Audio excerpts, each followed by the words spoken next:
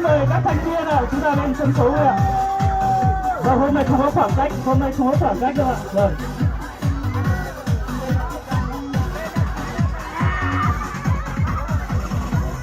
Đừng buồn em ơi, đừng lỡ nói yêu anh rồi.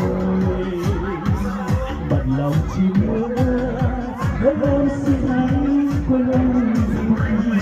Bây giờ em bên nhau, em sẽ bên nhau. Chỉ lo anh thôi, dù bao hình bay.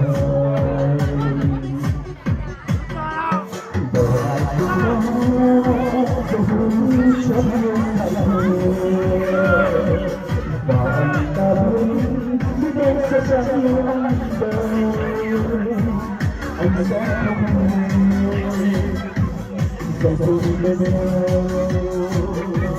Em đã trao anh nụ hôn. Và anh biết anh sẽ quên hết nhưng mà tình là vô duyên ta. Và anh biết trái tim em có thì bóng anh kia đâu chỉ quên anh. Và anh sẽ không trách em nữa, chẳng trách em khi ta đến bên nhau tình ta sống. Và anh biết em sẽ quên em nhưng mà ta chưa đến duyên ta. Và anh biết trái tim em có thì bóng ai kia đâu chỉ quên anh. Và anh sẽ không trách em nữa, chẳng trách khi ta đến bên nhau tình ta.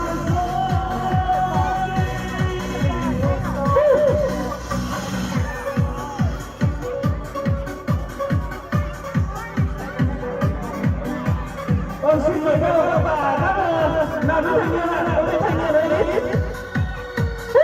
Thanh niên ơi.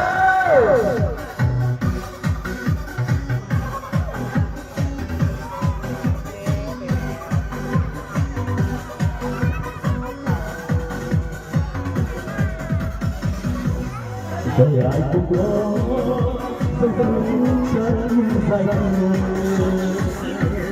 và anh đã biết em sẽ chẳng yêu anh đâu. Anh sẽ không quên dẫu dồn bên nhau. Em đã trao anh nụ hôn.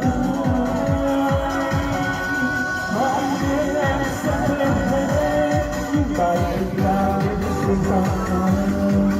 Và anh biết trái tim em có thì bóng ai kia đâu chỉ riêng anh.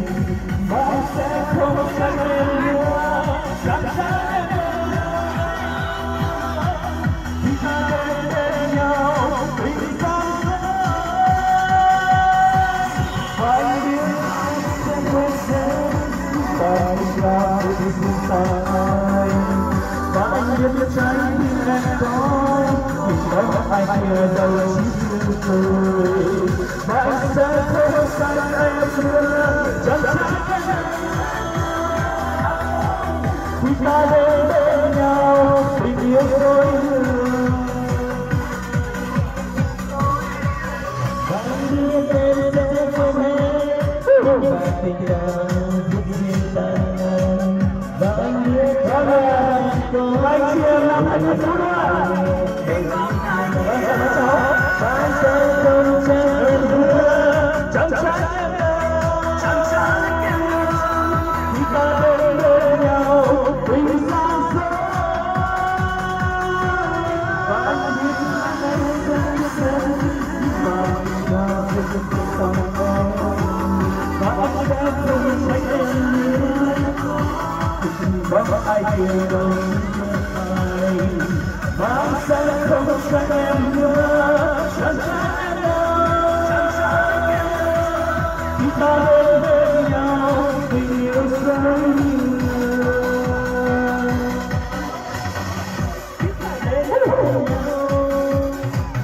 Vâng, những lời trong bài hát là những lời tôi muốn nói. Và đây chính là cái ca khúc sôi động thôi ạ.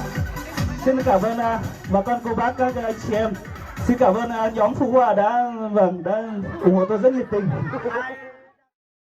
Cứ tiếp tục bỏ cái video nó dòng xanh nó. Bây giờ chọn nè lúc subscribe. Hello chiều can ở nó. Cú yêu video tại trên mình theo tao bỏ.